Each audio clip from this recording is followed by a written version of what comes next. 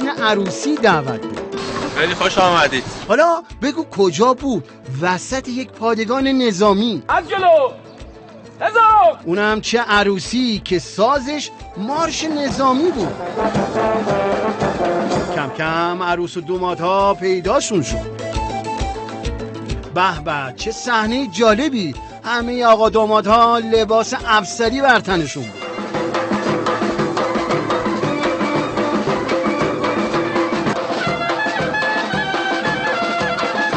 ماشاءالله تعداد زوجام زیاده. این دامادها دانشجویان و دانش آموختگان دانشگاه‌های افسری امام علی و فارابی هستند. چی شد بهش ولی؟ چون هم اخلاقش خوب بود هم بهش علاقه داشتم. گفتیم حالا چرا با لباس نظامی جشن گرفتیم؟ امروز بهترین روز زندگیمون و اینم بهترین لباسمون. از اولین روز ازدواجمون تا آخرین روزی که زنده هستیم این لباس باید تن من باشه.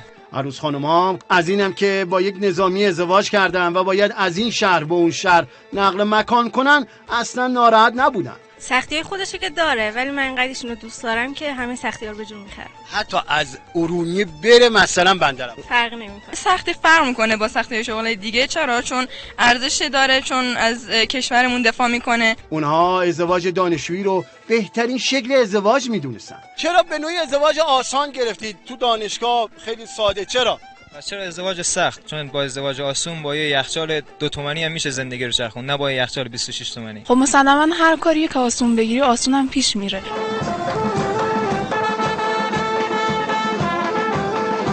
پول داشت، ماشین داشت، خونه داشت، چی داشت؟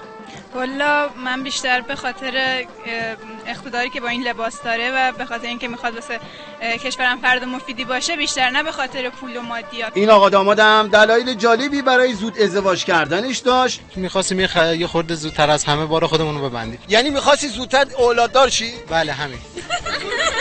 و این عروس خانم هم شرط پدر مادرش شنیدنی بود. شرط پدر مادرم این بود که ارتشی باشه، ایشون هم انجام دادن. رئیس سازمان عقیدتی سیاسی ارتش بر ترویج فرهنگ ازدواج آسان تأکید کرد. سایه بالا سر داشتن، همدم داشتن، انیس داشتن، این یکی از نعمت‌های آسمانیه. امیر حیدری فرمانده نیروی زمینی ارتش هم گفت که از این نوع ازدواج‌ها در ارتش حمایت میکنه.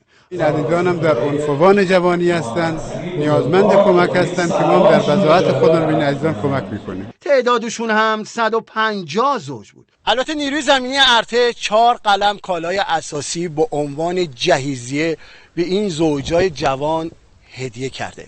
اونم کالاهای ایرانی. حسینیه بای، خبرگزاری صدا و سیما.